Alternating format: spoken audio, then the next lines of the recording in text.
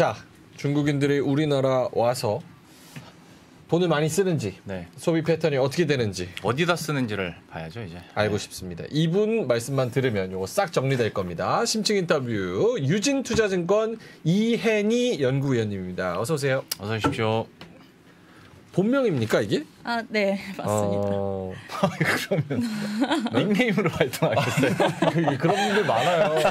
카리나 윈터 이렇게 활동하시는 분들도 있으니까. 난 이게 제일 궁금했거든. 아, 네네. 본명 쓰고 계시는 이혜니 연구원님과 네. 함께하고 있고요. 그 전에 제가 질문 드리기 전에 섹터 핫 키워드를 꼽아오셨다고 해가지고 네, 그거부터 네. 한번 듣고 제가 이제 궁금한 거 하나하나 여쭤보도록 하겠습니다. 요즘에 그 핫 키워드라는 게 뭐예요? 이제 저는 24년 전망 키워드로 궁셔리를 들고 궁셔리? 있는데요. 네.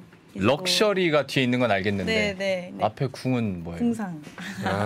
궁상. 궁상하다의 궁상이랑 네. 럭셔리하다의 럭셔리를 합쳐서 이제 궁셔리라고 제가 뭐 예능에도 나왔고 그 네. 키워드를 꼽아봤는데 소비 여력 자체는 저희가 굉장히 궁상 맞아졌잖아요. 그쵸. 뭐 특히 올해 들어서 근데 어느 부분에는 분명히 럭셔리하게 소비하고 싶어하는 마음이 있단 말이에요. 그래서 그런 거를 좀 들어서 럭셔리 그리고 궁상 이래서 궁셔리 이렇게 지어봤고요. 예. 지금 경기 침체가 계속 되고 있고 소비 위축도 같이 진행되고 있는데 이게 제일 잘 드러나는 게 사실은 해외 종목들이거든요. 이제 아시는 분은 아시겠지만 LVMH나 캐린 같은 럭셔리주 같은 경우에 주가가 계속적으로 하락을 하고 있고요. 뭐 YTD로 갭이나 월마트 같은 저렴이 주식들은 지금 계속 주가가 상승하고 있어요. 네. 이게 결국은 구매력이 낮아진 고객들이 낮은 가격에 대한 제품을 찾고 있는 거라고 저는 판단을 하고 있거든요. 근데 이렇게 아무리 돈이 없더라도 여행이나 취미나 브랜드나 자기가 꼭 포기할 수 없는 부분이 있어요. 이런 부분에선 좀 럭셔리하게 소비를 한다라는 부분을 말씀드리고 싶고요. 그리고 만약에 어떤 브랜드를 내가 좋아하는데 이 브랜드가 비싸면 저게 살 수 없잖아요. 예. 그럼 사람들이 결국 채널을 낮추거든요. 네. 그런 것 때문에 지금 미국의 뭐 더 리얼, 스레드업 같은 중고 회사들이 옛날에 계속 적자 하다가 지금 BEP까지 올라오고 있는 그런 상황을 좀 정리해서 말씀을 드려봤습니다. 사실 궁셔리가 어찌 보면 뭐 기회가 될 수도 있는 부분인데 우리 입장에서 봤을 때는 이게 또 양날의 검일 수도 있다고 생각해서 관련해서는 제가 차차 질문을 드려보도록 하겠습니다. 미국에서도 사실 필수 소비재 쪽의 실적은 괜찮은데 뭐 임의 소비재 같은 경우는 계속 좀 실적이 안 좋은 상황인 거죠. 그거는 경기도 안 좋았고 뭐 학자금 이슈도 있었고 뭐 또 그러는데 그러면 이제 중국 단체 관광객 쪽 얘기해 보도록 하겠습니다. 사실 중국인 단체 관광이 이제 허용된다고 소식이 여름에 오고 나서 확 엄청 좋아질 줄 알았거든요. 그 소식 있고 나서 막 비행기에서 중국인들 내리는 거 막 헤드라인에 나오고 근데 처음에 이게 좀 있으니까 뜨뜻미지근하니까 아직 크루즈선은 안 왔어. 크루즈선 오면 더 좋아질 거야 했는데 우리가 체감하기는 아직 중국인 관광객이 막 이런 느낌은 아니거든요. 실제 수치로 봤을 때는 좀 어떻습니까? 뭐 지금 9월까지 해서 한 26만 명 왔고요. 26만 명 월별로 왔고요. 8월에는 한 23만 명. 그리고 연초에는 2, 3만 명밖에 안 왔었어요. 그래서 지금 1월 대비해서는 굉장히 많은데 이제 중국에 관련해서는 저희 투자자분들은 항상 사드 이전을 생각을 하시잖아요. 사드 이전 67만 명 정도 월별로 왔었거든요. 그거 대비해서는 사실 굉장히 아쉬운 숫자기는 하죠. 근데 사실 아직 좀 이르다고 저는 생각을 하거든요. 단체 관광객이 왔다 안 왔다를 판가름하기에는. 왜냐하면 우선은 단체 관광 이 8월 10일 날 재개가 됐어요.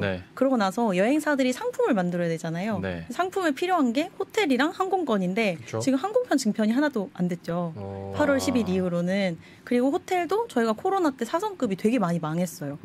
그래서 중국 여행사들이 그걸 랜드 여행사라고 하는데 이제 상품을 만들려면 호텔이랑 항공편이 있어야 되는데 두 개가 지금 다 너무 비싸고 수량도 부족하니까 얘네가 굳이 상품을 만들 필요도 없고요.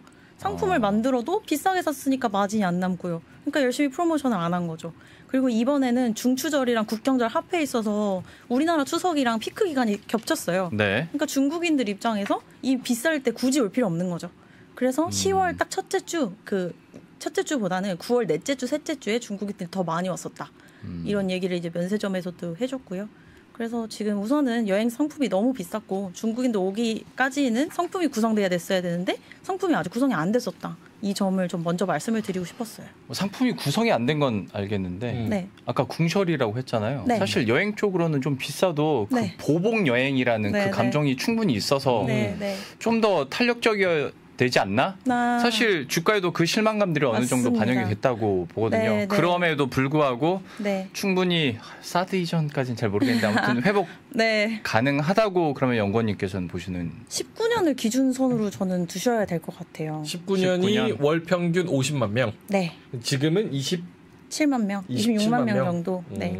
이거 언제쯤 회복됩니까?라고 하면 그거는 이제 10만이야 할 수 있는 거겠지만 이제 그래도 결국은 항공편 증편이 된 후에야 이제 상품이 많이 구성되고 오게 되는 거는 맞고요. 네. 그리고 중국인들이 이제 소비를 좀 넘어가 보게 되면 제가 뭐 임의로 넘어가 보게 되면 네. 중국인들이 한국에 와서 이제 싼 거 사더라고요. 올리브영 가고요. 네. 그리고 다이소 갑니다. 그래서 옛날처럼 전통 면세가 아직까지 힘을 받기는 조금 부족한 것 같아요. 지금 그 개별 관광객들이 다 온 거거든요. 네. 지금 26만에 9월 달에 온 중국인들이 26만인데 여기에 해당되는 숫자는 사실 다 개별 관광객이에요. 이 개별 관광객이 어디 갔냐? 호텔신라, 신세계, 현대 안 갔고요. 다 다이소 올리브영 갔습니다. 그래서 올리브영이 뭐 분기 매출 1조 나온다 이런 얘기가 나오잖아요. 네네. 그래서 그게 약간 궁설이가 한국에만 뭐 대입되는 단어는 아니에요. 참 근데 우리 입장에서는 상장사를 좀 가졌으면 좋겠는데. 근데 이제 올리브영. 뭐 올리브영은 주 그렇긴 합니다만. CJ 사요, 형. 아니 좋더라. 근데 우리가 중국인 관광객 하면 제일 먼저 떠올리는 건 사실은 종목들은 네, 그렇죠. 사전 면세점이었는데 사실 사후 면세점도 있거든요. 저희가 이제 중국인들이 올리브영이나 이런 다이소에서 물건을 사면은 사후 면세를 할 수 있어요. 그렇죠. 중국인들이 거기 우리나라에 쓰는 게 아니니까. 네. 그 상장사가 이제 글로벌 텍스프리라고 있고 최근 주가가 좀 좋았어요. 뭐 그런 상장사도 있다 정도로 언급을 하겠습니다. 그러면 그 상장사는 잠시 후에 더 자세하게 한번. 근데 제가 커버를 하고 있지 않은 종목이라 가지고 언급하기가 약간. 아 그래요? 네. 괜찮다 정도로만 알아두고 안 좋은 쪽으로 얘기를 하죠. 면세점 같은 경우에는 글쎄요. 그러니까 우리가 제가 아까 그 말을 띄웠던 것 중에 하나가 호텔신라랑 파라다이스는 그야말로 중국 이거잖아요. 맞습니다. 근데 여기 주가 상황 보면 언제 오를지 모를 정도로 탄력이 계속 떨어지고 있단 말이죠. 근데 이제 호텔신라는 2분기 실적 발표를 하고 실적이 너무 못 나와서 약간 실망해서 그날 이게 주가가 미친 듯이 빠졌다가 최근 조금 올라오고 있어요. 이건 약간 조금 올라왔는데 이건 약간 망고빙수 값 올려서 그래요. 이제 기술적인 얘기겠지만 이제 공매도 잔고 비율이 높은데 공매를 못하게. 죄송해요. 알겠습니다. 말하지 말아야겠다. 죄송해요. 그래가지고. 그래서 아무튼 그런 수혜를 받은 것도 있는데 이제 결국에는 유통에서 업사이드가 있는 게 별로 크게 없어요. 뭐 실적이 한번 턴을 한다든지 아니면 그 구조적인 게 한번 턴을 해야 되는데 신라가 그게 가능하다고 아직은 그래도 보시는 것 같아요. 뭐 예를 들면은 이번에 실적이 못 나온 이유가 뭐 딴 걸 해서가 아니라 채화 재고 소진을 한 영향이 좀 있거든요. 채화 재고. 그러니까 오래된 재고, 묵은 재고를 의미를 하는데 호텔 신라가 신라뿐만 아니라 코로나 기간 동안 이제 따이공들이 중국에서 와서 이제 주요 고객이었잖아요, 면세에. 근데 따이공들은 보통 화장품을 많이 사갔어요.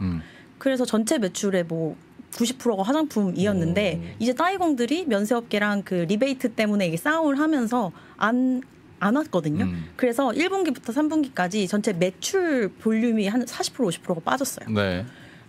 그러니까 이제 재고가 계속 쌓여 있는 거죠. 근데 이제 대세는 개별 관광객이란 말이에요. 그럼 개별 관광객이 오면 뭘 사느냐? 패션, 명품, 액세서리를 사요. 근데 화장품 재고만 이만큼 있고 명품, 패션, 액세서리는 얘네가 재고가 없으니까 이걸 사려고 이 재고를 할인을 많이 해서 떨고 지금 패션 이걸로 좀 바꾸려고 하는 중이에요. 그래서 이거 약간 빅베스 같은 걸 3분기에 맞췄고 이제 4분기에는 개별 관광객을 우리는 맞이할 준비가 됐어라고 하는 게 호텔신라의 상황입니다. 저는 근데 이거 진짜 모르고 궁금해서 문득 여쭤보는 건데 따이궁이 매출 비중이 좀 줄어들다 보니까 개인들이 사서 수익성이 좋아지는 그 로직은 오케이. 근데 따이궁이 주로 대량으로 많이 사는 상품군하고 그리고 메이커하고 개별 관광객들, 특히 젊은 관광객들이 와서 올리브영에서 사는 거하고는 분명히 다를 거라고 생각하거든요. 완전 달라요. 완전 다르죠. 그러면 우리는 전통적인 예를 들어서 아모레퍼시픽이나 LG 생활건강 쪽으로는 좀 보수적으로 보고 네. 작게 가야 되는 것인가에 대한 궁금증이 좀 있어서 저는 그것 사실 좀 분석을 해주세요. 그렇게 생각을 하고 있어요. 왜냐하면 제가 상해 출장 갔다 온 보고서를 몇 달 전에 썼었는데 제가 중국에 출장을 직접 가서 느낀 게 이제 중국인들이 해외 브랜드에 대한 맹목적인 선호가 사라졌구나. 이걸 좀 많이 느꼈거든요. 왜냐하면 걔네 자국 브랜드가 정말 잘해요. 옛날에는 제가 중국에서 유학을 했는데 옛날에는 중국 그 자체 브랜드를 보면 와 저걸 입는 사람이 있어? 이렇게 생각을 했는데 이번 상해 갔을 때는 너무 예쁜 옷들이 많은 거예요. 그러니까 얘네가 코로나 기간 동안에 이 당연히 애국주의 자기들끼리 잘 살아보자 이런 트렌드도 있었지만 정말 질적으로나 많이 성장을 한 거예요. 그래서 자국 브랜드들이 뭐 해외 브랜드를 대체할 수 있게 됐으니까 굳이 비싼 해외 브랜드 살 필요가 없게 된 거죠. 그게 화장품에서 제일 먼저 일어났고요. 그래서 지금 뭐 모두 아시겠지만 뭐 광군제나 알리바바 탑셀링 1부터 10위 안에 한국 화장품 들어있는 거 없잖아요. 그러게요. 네. 그래서 저는 대형 브랜드에 대한 선호는 화장품뿐만 아니라 의류에서도 사라졌다고 생각을 하고 있고요. 그냥 잘하는 중소 브랜드 위주로 플레이를 하시는 게 저는 나은 것 같습니다. 그러면 저희가 중소 브랜드에 대한 자꾸 그러니까 모든 답이 어려워요. 중소 쪽으로 가다 보니까 네. 저는 또 반대쪽에서 질문을 드리려고 걱정되는 건 그러면 이제 뭐 신라, 신세계, 현대백화점 이쪽은 탄력이 떨어질 수밖에 없다라는 건가? 뭐 면세점도 아직 잘 안 되는 것 같고 오히려 돈만 많이 든다는 얘기들 하고 그러면 이런 대형주들에 대해서는 좀 부정적인, 보수적인 시각을 갖고 계신 거세요? 시기가 필요하다. 실적이 이제 돌아오기까지는 좀 시간이 필요하다. 이 정도 뉘앙스인 것 같고요. 어느 정도? 우선 4분기는 어려울 것 같아요. 4분기까지는. 근데 이제 기대치가 좀 다르잖아요. 저희는 이제 분기별로 이게 짝짝짝 보니까 와 3Q 대비 나아졌네 이렇게 와 좋아 보일 수 있겠지만 시장에서는 뭐야 사드 때는 이 정도 나왔는데 지금 이게 4분기 이거 했어? 약간 이렇게 생각하실 수도 있어서 약간 그 시장의 시각과 그 진짜 회사의 실적이 이제 맞춰지는 쯤이 내년 정도일 것 같아요. 그러면 또 안 좋다고 하니까 또 반대편에서 굳이 좋은 점을 하나 찾아보려고 저도 기사 보다가 짠해보자. 한번 들었던 건데 중국이 관광객 매출 상위 지역을 어느 기사에서 이렇게 정리를 했더라고요. 근데 작년에는 제주도가 경기를 앞섰는데 올해는 경기도가 제주를 앞섰더라고요. 그것도 되게 의외였고 왜 그럴까 생각해봤더니 첫 번째 뭐 성남 쪽은 이제 네이버 카카오가 거기로 잡혀서 그렇다 치고 2, 3위가 김포랑 경기. 아울렛이 거기 있어가지고 아울렛에서 그렇게 쓴다는 거예요. 여주 이런 데 간대요. 아울렛만큼은 뭐 면세점도 그렇지만 중소 브랜드들이 어떻게 할 수 있는 영역은 아니잖아요. 그러면 신라, 신세계, 현대백화점 아직 희망이 있지 않을까? 쥐어짜 보자면 그렇게 되면 오히려 백화점들이 좋죠. 예를 들면은 지금 중국인들이 한국에 와서 명동이랑 뭐 경복궁 이런 데 당연히 가는데 요즘 뭐 더현대, 한남동, 뭐 신세계, 강남 이런 데 가거든요. 그런 데 가는 게 구경하러, 보러. 그러니까 돈은 안 쓴대요. 가긴 가는데. 근데 그래도 더현대가 지금 매출이 1조가 나오잖아요. 그런 거 보면은 물론 한국인들이 더 많이 가겠지만 제가 써서 그런 거예요. 하루 종일 있어가지고. 근데 더현대의 매출의 한 16%는 외국인한테 나와요. 근데 매출 1조니까 그중에 16%면은 1,600억이잖아요. 그러니까 현대백화점은 해외 진출 안 하고도 그냥 앉아서 1,600억 버는 거죠. 근데 그런 점포가 한국에 많아질 것 같아요. 왜냐면 더현대는 이제 너무 잘하니까 굳이 언급 안 하지만 신세계는 지금 신세계 강남의 면세 구역을 그 영업 중단을 한 부분을 다시 백화점이랑 이제 푸드 코트로 만들고 있어요. 그래서 신세계 강남이 더현대 점포보다 더 크게 다시 또 그 자리를 탈환해요. 우리나라 1위 그 매장을. 그래서 그렇게 되면은 결국 또 외국인들 다시 들어와서 쓸 수 있는 공간을 마련해 주는 거니까. 근데 요즘 리테일 트렌드 그냥 다 공간이잖아요. 결국 집객을 해야 이게 어떻게 뭐 지지고 먹든 뭘 밥을 먹든 음료수를 먹든 매출을 만들어내는 부분이니까 그런 부분에서는 이제 백화점이 오히려 또 수혜를 볼 수 있다 이렇게 생각할 수 있을 것 같아요. 이 원래는 우리가 6커라는 네, 얘기 많이 했잖아요. 6커. 단체 관광객. 네. 싼커는 뭡니까? 개별 관광객? 네, 개별 관광객이에요. 싼커는. 아, 근데 싼커들은 주로 중국 내 MZ 세대로 스마트폰으로 관광 계획을 짜고 단체보다 친구끼리 방문해서 맞아요. 백화점이나 면세점은 안 가고 SNS에서 뭐 핫한 성수동, 뭐 콘크리트 카페 뭐 이런 데 가고 맞아요. 대전에 성심당 가고 인스타 감성. 네, 인스타 감성. 그래서 쓰는 돈이 예전에 중국인 오면 특수 달라졌죠. 이래가지고 여기부터 여기까지 싹 다 주세요 해가지고 보따리를 싸가고. 근데 그런 현상은 이전과는 많이 소비 패턴이 달라졌다는 거죠. 네, 네. 그래서 계속 이제 이게 부정적이라는 거예요. 그러니까 네, 면세나 사실은. 백화점 사업장 영위하는 그 업체들이 과연 이거를 그러니까 중국의 관광객이 예전처럼 돌아온다고 해도 얘네가 이전 수준을 회복할 수 있을까에 대한 의문점이 계속 남아가지고. 그렇죠. 중국은 그러면은 지금 정리를 해보자면 네. 들어오는 큐도 절반 수준. 그렇죠. 들어오는 사람들도 돈 얼마 안 쓰고. 큐는 늘어날 수는 당연히 있어요. 왜냐하면 단체 관광이 사실 17년 이후로는 한 번도 허용이 된 적이 없잖아요. 그러니까 17년 이후에 대한 큐는 그냥 없다라고 생각을 하면 되고 네. 단체 관광이 늘어나면 늘어날수록 그냥 플러스 알파가 되는 개념이고요. 큐 같은 경우는 피는 낮아질 수밖에 없어요. 왜냐하면 이제 면세가 21년, 22년에 따이공들을 받았기 때문에 그때 피는 2천만 원이에요. 한 사람이 와서 2천만 원씩 사갔어요. 근데 그때 피를 생각해서는 안 되고. 근데 그때의 한국으로 여행 오는 센티랑 지금 여행 오는 센티랑 같을까? 왜냐면 2019년 이전에는 별그대 빵 뜨고 맞아요. 그다음에 송중기가 뭐야 태양의 후예 빵 뜨고 그러면서 제가 딱 그때 중국에 있었거든요. 네. 오, 연예인 인기쟁이. 네, 그랬는데 그때 이제 마스크팩 살려고 혹은 한국 뷰티, 한국 연예인 이런 걸로 왔는데 지금 사실 우리가 앞서서도 엔터 얘기했지만 걔네 다 미국이나 저기 딴 데서 장사하는 거지 지금 중국에서 많이 팔린다 이런 연예인 얘기는 없잖아요. 그렇죠. 네. 그러면은 얘네들이 예전과 똑같은 센티로 한국을 오려면 당연히 이전보다는 눈높이를 좀 낮추는 게 맞지 않을까? 그러니까 우리 얘기가 계속 돌고 도는 게 맞아요. 그래서 중국 이런 유통 관련주들의 희망이 있냐. 이런 낮춰야 된다. 낮춰야 된다. 기대감 자체 낮춰야 된다. 네. 희망은 별로 그렇게 크지 않다. 네, 그냥 팔로를 다시 새로 개척하는 게 맞다. 그리고 중국인만 있는 게 아닙니다. 전 세계인들이 그렇죠. 한국인을 좋아하고 있잖아요. 이런 시기가 사실 없었잖아요. 전 세계를 걸쳐서. 그러게요. 전 세대를 걸쳐서. 그러면 거의 결론 나는 분위기인데. 네, 중국인 관광객 이제 기대 꺼내지도 마요. 꺼내지도는 아니고 조금 낮춰라. 기대를 많이 낮추셔야 됩니다. 그러면 그래요. 뭐 여기 와서 성향 바뀌고 뭐 가는 곳 달라지고 하는 건 충분히 알겠고 그들의 소비 여력은 어떤지도 살짝 좀 궁금하긴 하는데 그거는 중국은 경기도 전반적으로 좀 안 좋아지고 있고 그리고 예를 들어서 물론 그쪽은 뜨거웠을 수도 있겠습니다만은 광군제를 한달지 아니면 국경절 분위기가 사실 우리가 느끼기에 예전만 못하거든요. 맞습니다. 톤다운이 많이 된 것 같아요. 그게 비단 소비 성향이 달라져서 그런 게 아니라 중국에서 나오는 주머니의 돈 액수 자체가 달라져서 그러는 건 아닐까? 그러면 전체 파이 자체가 작아지는 경우가 돼버리는 거니까요. 여기에 대한 판단은 좀 어떻게 하세요? 우선 돈이 없는 건 아니에요. 근데 다 저축액으로 흘러들어왔어요. 안 쓰는구나. 네, 안 써요. 왜냐하면 21년에 얘네가 부동산 가격이 이렇게 확 튀었다가 이렇게 하락을 했거든요. 그러니까 얘네가 부동산에 대한 투자 매력도도 사라진 거예요. 그래서 중국인들이 돈을 제일 많이 쓰는 게 부동산이었는데 부동산 투자 매력도가 떨어지고 그 돈을 어디에 썼냐? 다 저축액으로 갔습니다. 맞아요.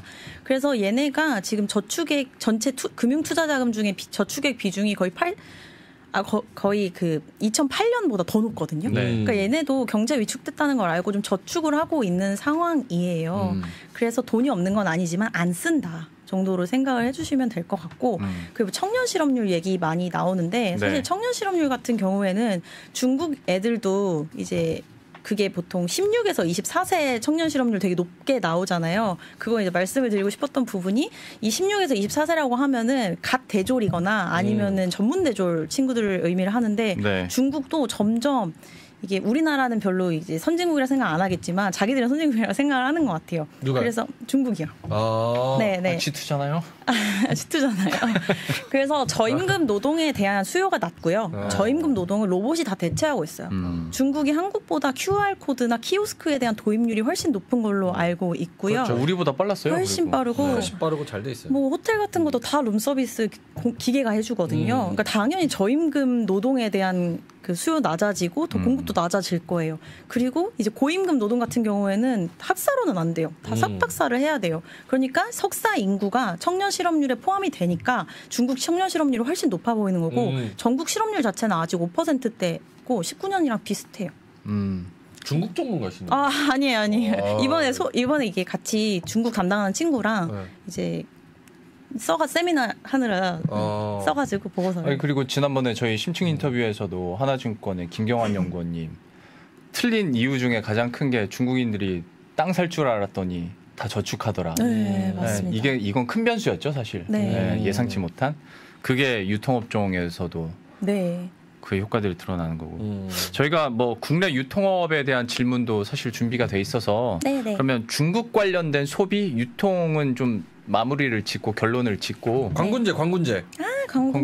광군제도 예전만 못하다고 그랬잖아요. 광군제 제일 조용했던. 네, 진짜 조용했고 광군제 이제 알리바바랑 징동이 우리 전년 대비 성장을 했어라고 얘기해줬는데 절대 거래액은 작년부터 얘기를 안 해주잖아요. 택배 건수만 얘기를 해주는데 맞아. 택배 건수는 당일만 26%.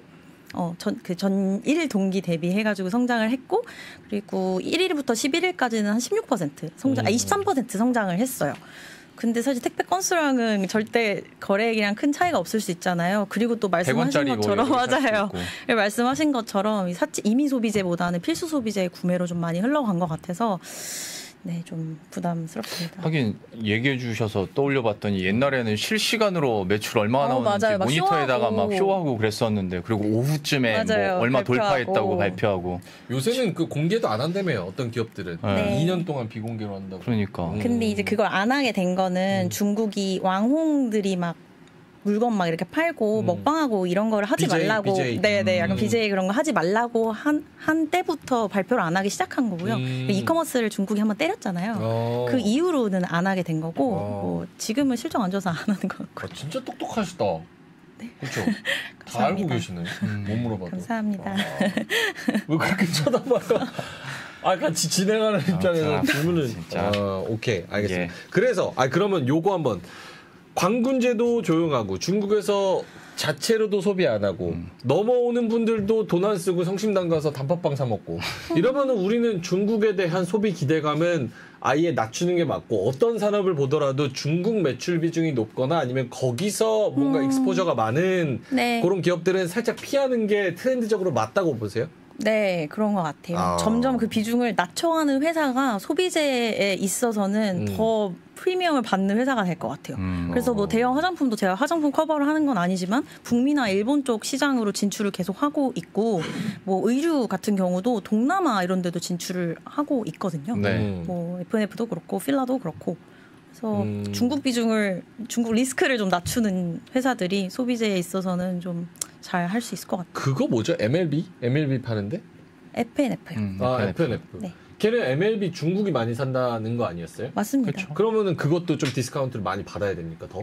많이 받았습니다. 지금 뭐 거의 8배 수준입니다. 더 주지 마세요. 그래서 중국 관련된 매출에 익스포저 있으면 조금 그렇고. 네. 이마트 얘기 잠깐 해볼까요? 이마트 이거 어떡합니까? PBR 몇 배? 0.1배? 네. 여기는 근데 오늘 마침 또 리포트가 나왔어요. 이마트요? 네. 아직도 있어요? 신규 출점 기대감, 리뉴얼 기대감 이렇게 나왔는데 사실 이게 진짜로 그럴까? 그리고 오히려 숫자로 봤을 때 물론 YOY 플러스가 날 수는 있겠으나 작년에 그 스벅 비용 제하면 그야말로 그냥 기저 효과거든요. 네. 좀 어떻게 보십니까? 쿠팡에도 너무 밀리는 것 같은데. 저는 이마트를 사실 커버를 하고 있지 않아요. 그래요? 그 이유가 있겠죠? 예. 죄송합니다. 사업 부문이 너무 복잡하고 사실 그 시너지가 잘 안 나는 것 같다고 생각을 해서 커버를 하고 있지 않고요. 그러면 지난주에 저희가 그 물류 한번 했었거든요. 네. Q10, 뭐 알리바바, 네. 저기 테무, 쿠팡, 뭐 막 다 했었어요. 근데 그게 글로벌적으로 되게 많고 이게 어떻게 되는 건지 잘 몰라가지고 조금 어려웠어요. 그래서 지금 유통 우리나라 기업인데 글로벌 탑으로 가는 그런 유통사 그리고 비전이 있는 괜찮은 곳 뭐가 있어요? 쿠팡 아닐까요? 쿠팡? 네. 쿠팡. 근데 쿠팡이 그게 올라오는데 한계가 있다던데 활성 이용자 수가? 이제 한국 말고 대만에 나갔어요. 네. 그래서 한국에서의 똑같은 사업 모델을 대만에 적용을 시키고 있거든요. 그게 저는 먹힐 수 있을 것 같아요. 그 쿠팡이 가져가는 그 뭐라 그래요? 장점? 강점? 이게 뭐예요? 결국 그냥 물류에서의 효율화. 그 효율화는 어디서 나오는 거예요? 물류 그 시스템을 우선 사실은 돈이 많이 필요합니다. 그래서 물류 센터를 많이 거점 지역에 구축을 해놓고 어느 지역이나 빨리 갈 수 있게 만드는 게 사실은 배송이 효율화거든요. 그리고 다 자동화 시켰잖아요. 네, 근데 그게 결국 필요한 거는 자금이에요. 근데 쿠팡은 지금 한국에서 그걸 막대한 자금을 통해서 흑자 전환을 시켰고 그걸 한번 한 회사는 다른 나라에서도 할 수 있다라고 생각을 해요. 저는. 그럼 이마트나 롯데는 이전부터 전통적으로 하고 정용진도 사실 스타필드 그 자체를 네네네. 친구인 줄. 용진이 형. 평생 볼 일 없어요. 용진이 형. 전혀 상관없어. 그래서 그 스타필드를 약간 물류 거점으로 해서 복합문화센터 겸 물류센터로 해가지고 쫙쫙 내보내겠다라는 게 전략이었잖아요. 이거 안 먹힙니까? 근데 쿠팡은 정말 그것만 했는데 이마트는 호텔도 하시고 스타벅스도 인수하시고 이커머스도 재능이 많아서 그래요. 그래서 여러 가지 너무 이렇게 집중하시는 부분이 많다 보니까 좀 안 된 것 같고 쿠팡은 정말 쿠팡만 했잖아요. 우리 다음날 배송해줄게. 우리 뭐 이틀 있다 배송 바로 해줄게. 해외 거 내일 해줄게. 이게 확실하게 되니까 사람들이 4,900원을 내고 구독을 하는 이유가 있는 거죠. 제가 열심히 진행하는 거 오랜만에 본다는데 무슨 말씀하시는 거예요? 막 처음 부분에 왜 이렇게 조용하냐고 얘기가 나오니까 막판에 스퍼트 내시네요. 저는 이제 게스트분이 워낙 얘기를 많이 하도록 좀 궁금한 게 워낙 많잖아요. 물류 저 유통 얼마나 좋아하는데요. 쿠팡의 약점은 뭡니까? 쿠팡의 약점이라고 하면 역시 한국에서 성장이 좀 둔화된 게 있는 것 같아요. 근데 그거를 결국 지금 대만에 가서 좀 상쇄시키겠다고 하는 거니까 대만에서 잘하면 저는 좋겠어요. 왜냐면 전통적으로 유통산업이 해외에서 성공한 사례가 별로 없잖아요. 근데 문득 드는 생각, 우리나라에서도 흑자 전환하는데 시간이 되게 오래 걸렸잖아요. 해외 나갈 때도 그 정도 기간을 우리가 생각해야 되는 겁니까? 그럴 것 같습니다. 그래서 적자 우선 그래서 이 대만 사업이 들어가는 게 신규 사업 부문인데 거기서 이제 대규모 적자를 내서 지금 매출 영업이익이 한 1,100억 정도 났는데 그게 컨센서스 대비해서는 좀 낮거든요. 근데 그 이유가 지금 대만이 적자 전환 시켜가지고 그런 거예요.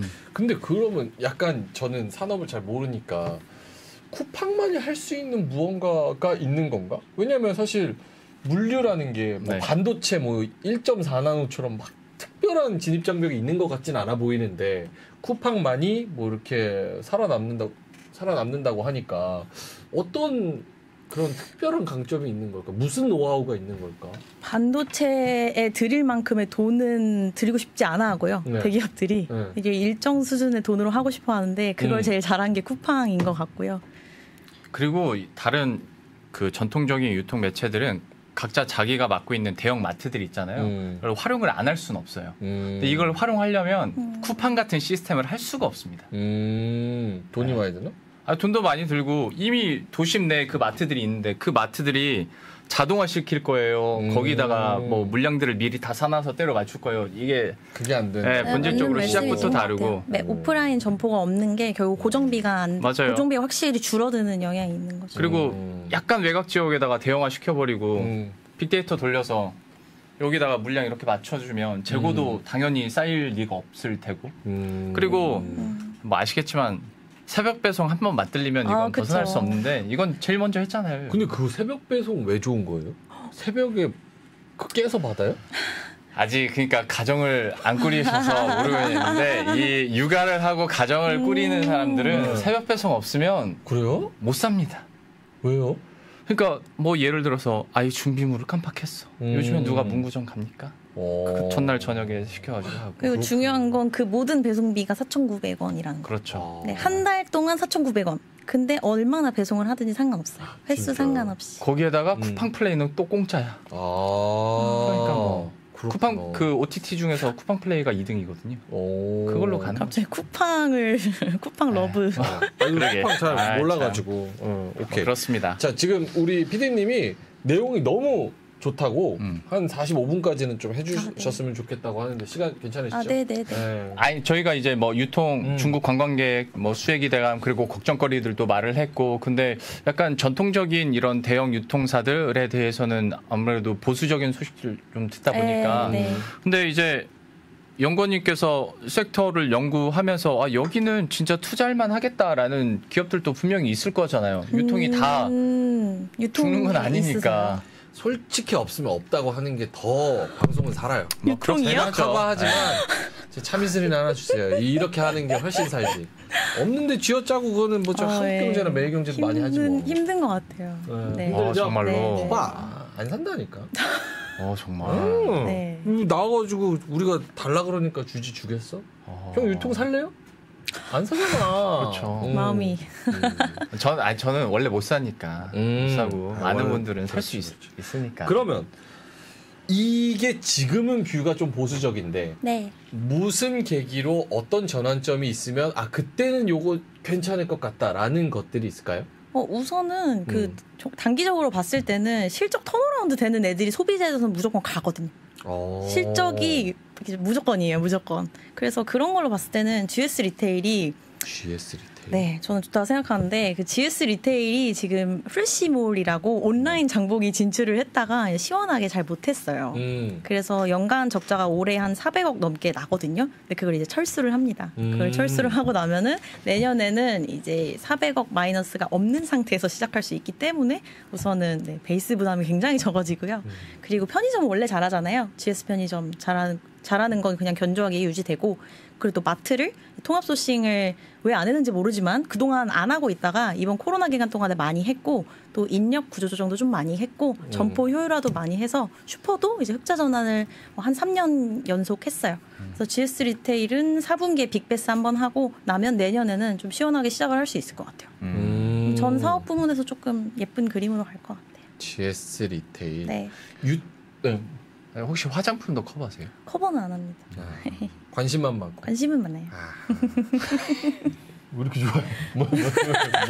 두 분 되게 잘 맞으시는 것 같아요. 뭐가 한 말도 안 했는데 나는 요 유통업체 중에 약간 앞으로 MZ세대한테 좀 맞춰가지고 좀 트렌디하게 좀 잘하고 있다 이런 유통기업이 있을까요?